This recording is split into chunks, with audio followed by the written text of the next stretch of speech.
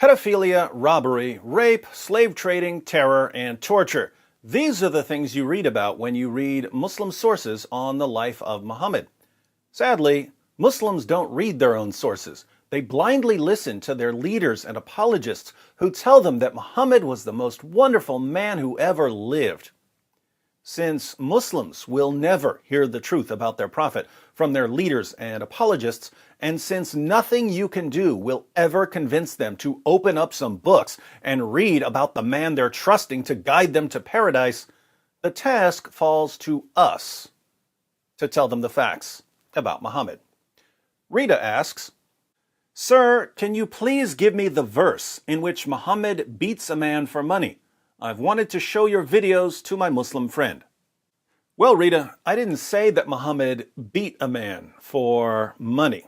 I said that Muhammad tortured a man for money. And the torture was much worse than a simple beating. Let's read the passage. The context is the Battle of Khaybar, where Muslims launched a surprise attack against a settlement of unsuspecting Jews.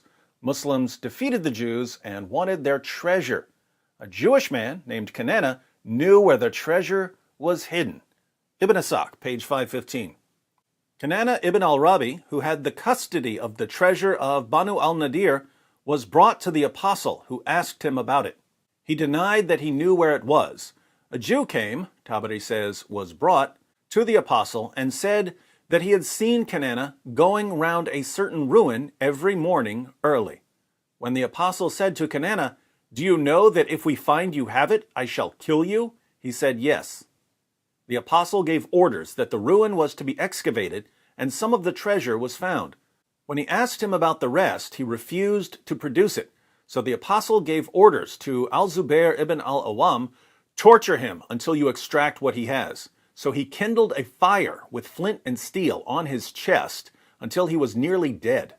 Then the apostle delivered him to Muhammad ibn Maslama, and he struck off his head in revenge for his brother Mahmud.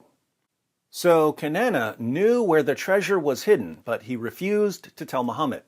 Muhammad ordered one of his followers to torture Kanana, and al-Zubair used flint and steel to light a fire on Kanana's chest. This means, of course, that Muhammad affirmed brutal torture as a method of extracting information from one's enemies. Now, we could go into more detail and read about Muhammad taking Kanana's wife, Safiya bint Huyay, for himself after the Battle of Khaybar. Safiya's father, Huyay, was beheaded by Muslims for opposing Muhammad. So Safiya married a false prophet who had executed her father and tortured and killed her husband. I guess she decided that being married to Muhammad would be better than being passed around by his followers as a sex slave.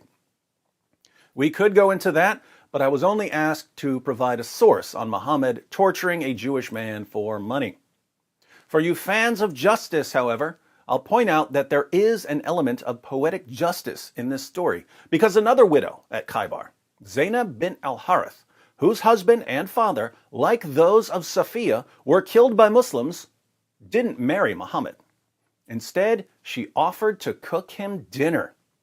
And Muhammad, tactical genius that he was, accepted an offer of a home-cooked meal from a woman whose family had just been slaughtered in the name of Allah.